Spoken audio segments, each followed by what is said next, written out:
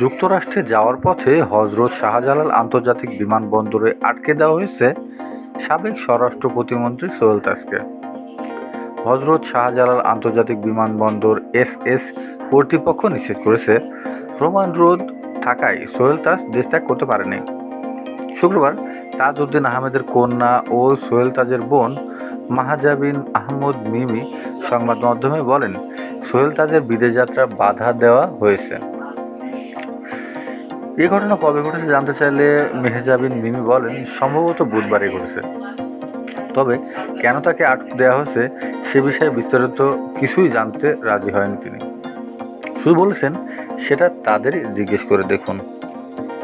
আওয়ামী লীগ সরকারের আমলে 2001 সালে নির্বাচনে গাজীপুর 4 থেকে জাতীয় সংসদের সদস্য নির্বাচিত হয় সোহেল তাজ। 2008 সালে একই আসন থেকে পুনরায় সংসদ সদস্য নির্বাচিত হন তিনি।